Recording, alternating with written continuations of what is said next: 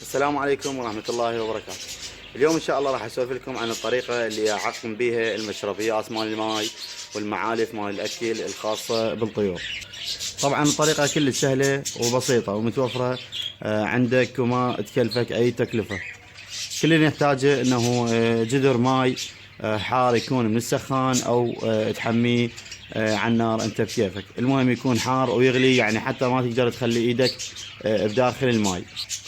بالنسبة للمشربيات راح تشوفونهن بعيونكم بهاي الطريقة، فقط انه نضيفهن بالماء الحار.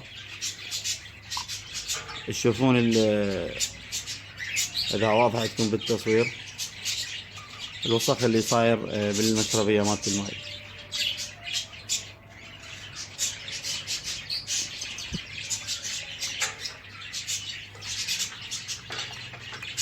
طبعا حتى المعالف مال الاكل تقدر تعقمها بهذا الماء، المعالف او المشارب مالت الماء، اي شيء عندك خاص تستخدمه للاكل مالت الطيور تقدر تعقمه بهاي الطريقه. طبعا من نضيفهن بالماء نحتاج خل التفاح، هذا خل التفاح موجود كل محلات الاسواق.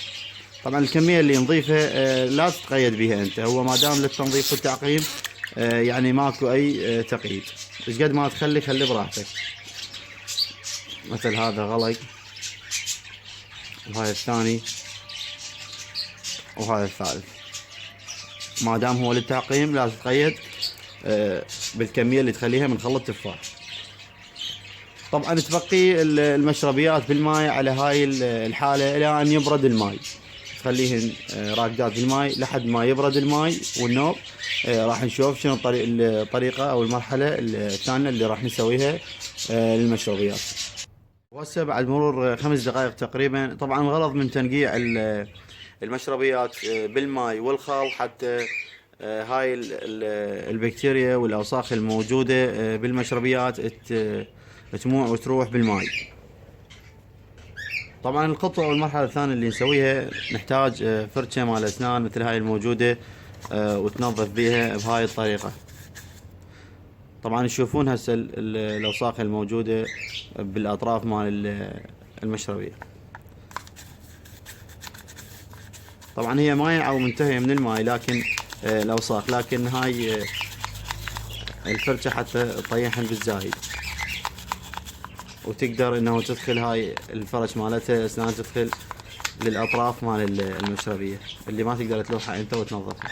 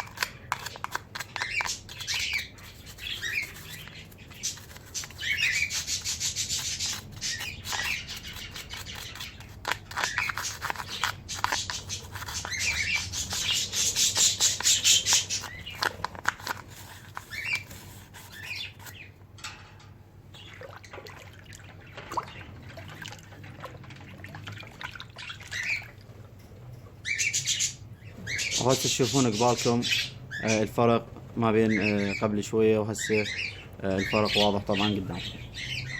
طبعا راح اوقف الفيديو على ما انظفهن كلهن حتى ما يطول الفيديو، ارجع ان شاء الله اصور لكم. طبعا هسه بعد ما خلصت تنظيفهن بالكامل اخوان، انا بالنسبة لي هاي الطريقة اللي يقدر يسويها كل 10 ايام مرة كل زين، واللي ما يقدر يسويها مرتين بالشهر. طبعا انا ما اقول لك هاي كل يوم او كل اسبوع، يا اما تسويها كل 10 ايام مره او كل شهر تسويها مرتين، يعني كل 15 يوم مره.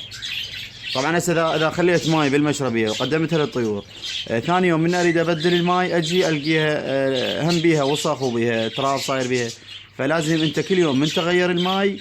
طبعا الملاحظه كلش مهمه، اللي يريد يغير الماي، انا بالنسبه لي يعني صراحه ما اغير الماي يوميا، انا اغيره بين يوم ويوم. اللي يريد يغير الماي يوميا حتى لو المشربيه بعتها متروسه، خاصه بالشتاء الطيور ما تشرب الماي، فالمربين من يشوف المشربيه متروسه يعوفها لما تفرغ، وهذا اكبر غلط. طبعا المشربيه اللي يغيرها يوميه اذا هو عنده فراغ او وقت يغيرها يوميه كلش زين، واذا ما تقدر تغيرها يوميه بين يوم ويوم تغيرها لازم، يعني ما يصير تخليها 3 ايام. فمن تجي هسه تترسها وتقدم لها الطيور، ثاني يوم راح تلقي بها وسخ وتراب. انت من تريد تغير الماي بين يوم ويوم او يوميه لازم تفرغ الماي من عندها وتغسلها غسل عادي يعني بايدك او باي شيء، مجرد انه وسخ موجود يطيح، يعني ما يحتاج انه ماي حار وخل وفرشه. لكن كل 10 ايام او 15 يوم ضروري انه نسوي هاي الطريقه اللي سويناها، الماي الحار والخل والفرشه مال الاسنان حتى تنظف الشوائب الموجوده بالمشربيات. طبعا الاشكال مال المشربيات موجوده بالسوق، اشكال هواي مو شكل واحد. انا بالنسبه لي افضل استخدم هاي المشربيه، هاي اللي قبالكم، هاي حجم صغير وهاي الحجم الكبير مالتها. اكو مشربيات تصير مثل هذا الحوض مالتها، والحوض مالتها اللي ينشرب بيه يصير دائري.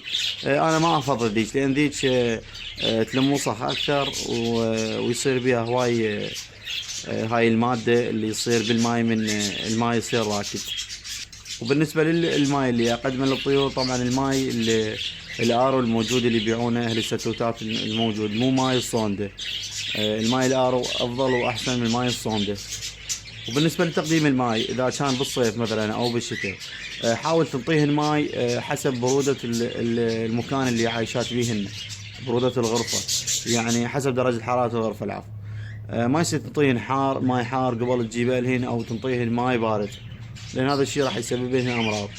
طبعا عدم غسل او تعقيم المشربيات لاوقات طويله يسبب هواي امراض، وانا بالنسبه لي اقول انه اكثر الامراض اللي تصيب الطيور، يعني من الامراض اللي تصيب الطيور هي بسبب المشربيات مال الماء. هذا بفيروسات اذا بقى هواي راح تنتقل للطيور. وواحد من سبب واحد من موت الافراخ هو عدم تنظيف المشربيات، يعني ما راح يشربون الامهات، راح يكون هذا الماء متلوث ببكتيريا او فيروسات، وراح ينتقل من الامهات للافراخ، وراح يسبب عندك موت الافراخ بعمر صغير. طبعا دائما بالفيديوهات بنذكر شغلات، اذكر انه هذا واحد من سبب موت الافراخ. طبعا